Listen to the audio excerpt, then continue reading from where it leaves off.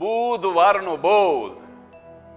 આ કાર્યક્રમ નિહાળી રહેલા તમામ મુરબ્બીઓ, માતાઓ, ભાઈઓ, બહેનો અને ભૂલકાઓને આપના મિત્ર જગદીશ ત્રિવેદીના સહર્ષ નમસ્કાર.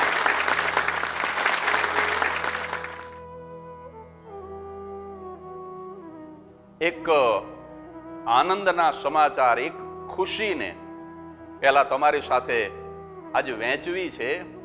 મને જણાવતા અત્યંત આનંદ થાય છે કે 25મી ઓક્ટોબર 2021 સુધીમાં ભારતની અંદર કોરોનાનું જે વેક્સિનેશન, જે રસીકરણ, જે ટીકાકરણ થયું છે એની સંખ્યા છે 102 કરોડ કરતા પણ વધારે. 102 કરોડ કરતા પણ વધારે લોકોને કોરોનાની, કોવિડ-19ની રસી અપાઈ ગઈ છે. આ અત્યંત ખુશીના સમાચાર છે. હું સરકારને પણ સેલ્યુટ કરું છું. હું કોઈ પક્ષનો માણસ નથી, પણ જે વખાણવા જેવી વાત હોય, જે વધાવવા જેવી વાત હોય, સાહેબ એને દિલથી વધાવી જોઈએ. એટલે અત્યારની આપણી કેન્દ્ર સરકાર, ભારતીય જનતા પાર્ટી, આદરણીય વડાપ્રધાન નરેન્દ્રભાઈ મોદી અને એમની આખી ટીમ છેક નીચે સુધી, એ તમામને હું સલામ કરું છું. અને મારા 100 સલામ એ તો મેડિકલ અને પેરામેડિકલના તમામ સેવકોને, કે જે લોકોએ અંતરિયાળ ગામમાં જઈને, સાહેબ હોડીની અંદર બેસીને, તરાપામાં બેસીને, કઠિન કહી શકાય એવા પર્વત ઓળંગીને, પુલ ઓળંગીને, ઘરે ઘરે જઈને જે લોકોએ વેક્સિન આપી છે, એ તમામ મેડિકલ અને પેરામેડિકલના સેવકોને હું 100 સલામ કરું છું. સાહેબ આ બહુ મોટી સિદ્ધિ છે. 102 કરોડ કરતા વધારે લોકોને ઇન્જેક્શન આપવા. ભલે અમેરિકામાં એમ કહેવાય છે ટકાવારીની દ્રષ્ટિએ કે 57% લોકોને વેક્સિનેશન થયું. કેનેડામાં એમ કહેવાય છે ટકાવારીની દ્રષ્ટિએ કે 78% લોકોને વેક્સિનેશન થયું. અને યુએઈ, યુનાઇટેડ આરબ એમિરેટ્સ, એમાં એમ કહેવાય છે કે 98% લોકોને વેક્સિનેશન થયું. પણ સાહેબ લોકોની સંખ્યા તો જુઓ તમે. એકય દેશમાં 102 કરોડ લોકોને વેક્સિનેશન નથી થયું. મારી દ્રષ્ટિએ હિન્દુસ્તાન વેક્સિનેશનમાં નંબર 1 છે. એટલે એક ભારતીય તરીકે મારી છાતી ગજગજ ફૂલે છે. એટલે આ આનંદ હું તમારી સાથે વહેંચું છું ને આને લગતી જ કોઈ વાત સાથે આજે આ બુધવારનો બોધ ચલાવવો છે. સાહેબ ઓશોની એક વાત મને યાદ આવે. કદાચ હું ક્યાંક બોલ્યો હોય તો પુનરાવર્તન દોષ વોરીને પણ મારે કહેવી છે. ઓશો, રજનીશ, એમની એક વાત છે. એક ગામની બહાર એક ફકીર બેઠો છે. સાહેબ અડીંગો જમાવીને બેઠો છે, પલાઠી વાળીને બેઠો છે. ફિકર સબકો ખા ગઈ, ફિકર સબ કા ફીર, ફિકર કી ફાકી કરે તાકા નામ ફકીર, હદ ચલે સો ઓલિયા, દો હદ ચલે સો પીર, હદ દો હદ દોનું ચલે તાકા નામ ફકીર. આવો એક અલમસ્ત, અલગારી, અવધૂત એક ફકીર બેઠો છે ગામની બહાર, ગામના રખોપા કરે છે. સાહેબ અને એમાં એક દિવસ મધ્યરાત્રિનો સમય અને એક પડછાયો, એક પરછાઈ એને આમ ગામની અંદર પ્રવેશતી જોઈને ફકીર ઊભો થયો. ભાઈ સબોર, કોણ હે તું? અને ઓલી જે પરછાઈ હતી, જે પડછાયો હતો, એને કીધું કે હું મોત છું, મેં મોત હું. તો કે શું કામ ગામની અંદર જવું છે? તો કે હું ડેથ વોરંટ લઈને આવી છું, મારી પાસે વોરંટ છે, એમને એમ નથી આવી. 1000 માણસોને હું 6 મહિનાની અંદર મારી નાખીશ, જો મારી પાસે વોરંટ છે ઉપરવાળાનું. ફકીરને બતાવ્યું. ફકીર કે કાંઈ વાંધો નહીં, 1000 માણસને મારવા છે ને, વોરંટ છે ને? કે હા, જા, પણ 1000 ઉપર એક પણ માણસ મરવો ન જોઈએ. હું અહીંયા પલાઠી વાળીને બેઠો છું, રાત્રે પણ હોઈશ નહીં અને હું ગણતરી કરીશ. મોત કે કાંઈ વાંધો નહીં. ગામની અંદર મોત પ્રવેશે છે, એક મહામારી પ્રવેશે છે. સાહેબ જે રીતે આ વિશ્વમાં કોરોના આવ્યો એ રીતે જે રીતે 100 વર્ષ પહેલા સ્પેનિશ ફ્લૂ આવ્યો હતો એવી રીતે. અને ફકીર બેઠો પલાઠી વાળીને ભાઈઓ, જેટલી નનામી નીકળે, જેટલા જનાજા નીકળે, દિવસ રાત જાગે છે ફકીર. ઊંઘ ઉડી ગઈ, કારણ કે વસ્તી ઓછી થવાની છે. જેના રખોપા આ ફકીર કરે છે. સાહેબ, રખેવાળને ચિંતા બહુ થાય. ફૂલની ચિંતા છે ને એ માળીને થાય. ગણે છે રોજ 1000 પૂરા થયા, પણ આ અંતિમ યાત્રા બંધ નથી થતી. 2000, 3000, 4000, 5000 પૂરા થયા ને ફકીર લાલ ગુમ છે. હવે એને બહાર નીકળવા દે. એને કાં તો આજ હું નહીં કાં ઈ નહીં, આજ ફેસલા હો જાયેગા, હમ નહીં યા તુમ નહીં.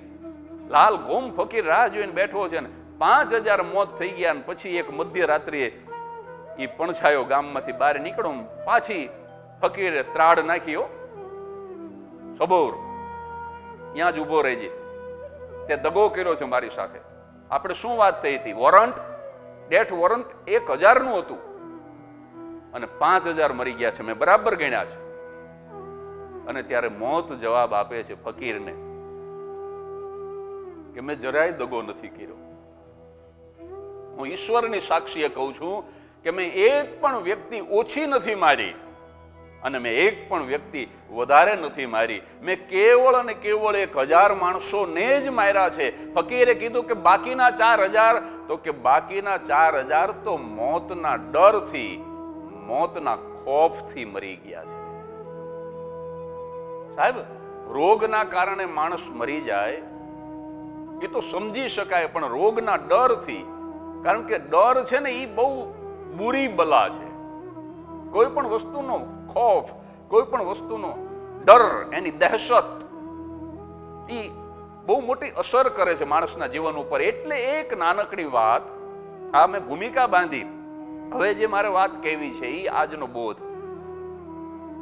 હું કોઈને બોધ આપવા માંગુ છું એવું નથી, પાછું એ સ્પષ્ટતા કરી દો. હું જ્ઞાની જરાય નથી, હું ગમતાનું ગુલાલ કરું છું.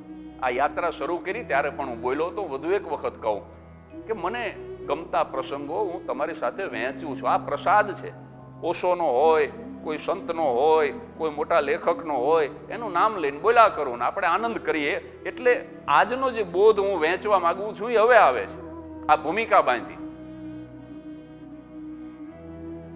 એક ટ્રેન જઈ રહી છે.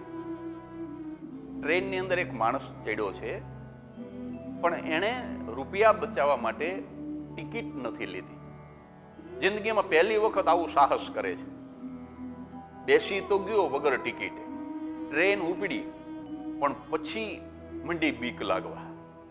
ટિકિટ ચેકર આવશે તો, ટિકિટ ચેકર આવશે તો. આમ ચારે બાજુ જોયા કરે. આમ ટોયલેટની દિશામાં, ટ્રેનના ડબ્બાના બારણાની દિશામાં કોઈ આમ કોટ પહેરીને આવતું હોય ને, પેસેન્જર હોય પણ આમ કોટ પહેરીને આવતો હોય તો એમાં એને ટિકિટ ચેકર દેખાય. બહુ બીક લાગી આ માણસ. અને એમાં અચાનક ટિકિટ ચેકર જ આવ્યો.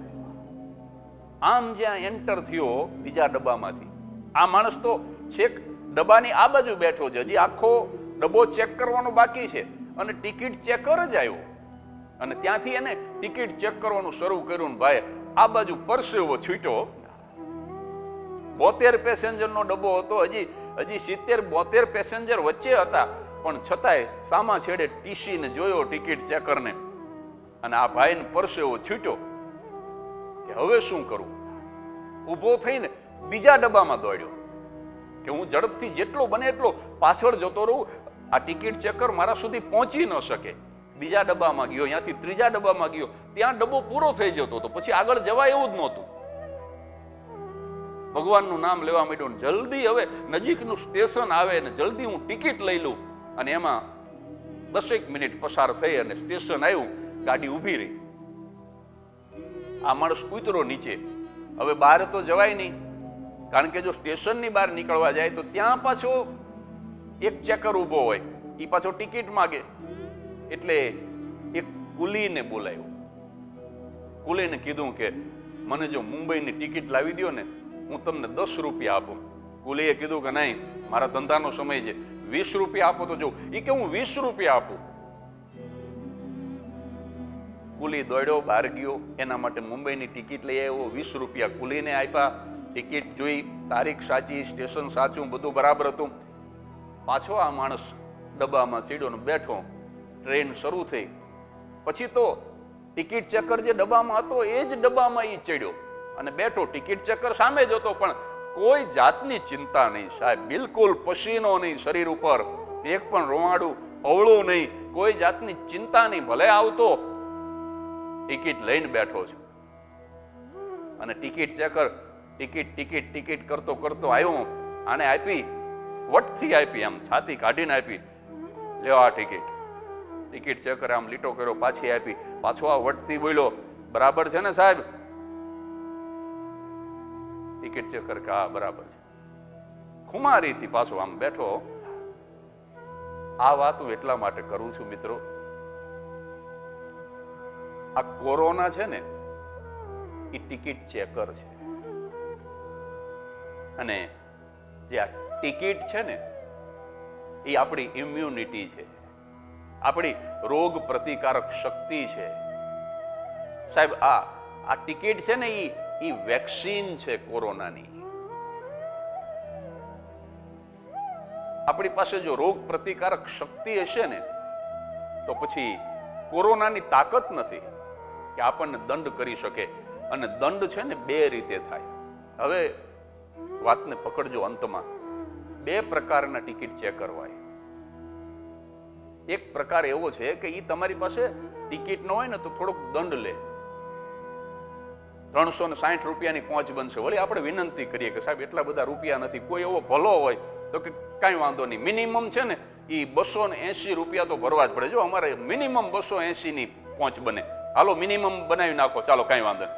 280 રૂપિયાની પહોંચ આપે, 280 લઈ લે અને જતો રહે. આ એક પ્રકારનો ટિકિટ ચેકર.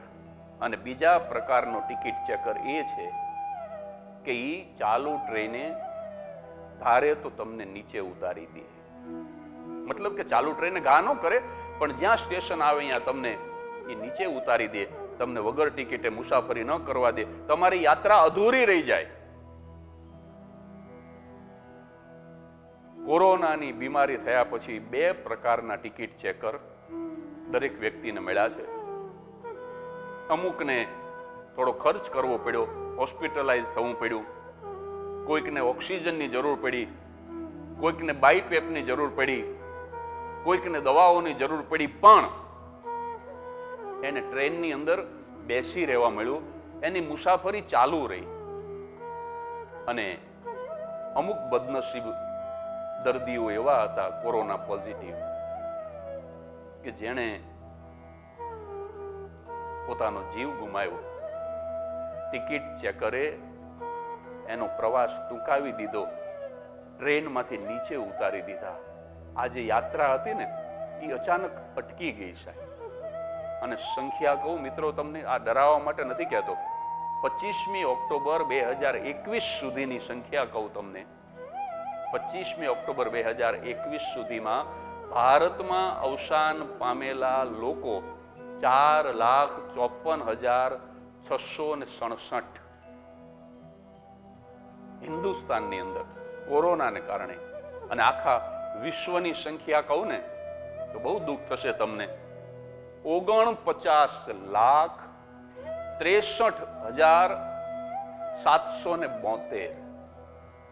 50 લાખની બહુ નજીક પહોંચી ગયો આંકડો.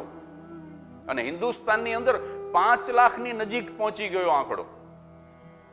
આટલા લોકોને કોરોના નામના ટિકિટ ચેકરે સાહેબ ચાલુ મુસાફરીએ નીચે ઉતારી દીધા. એને કીધું હું દંડ ભરી દઉં.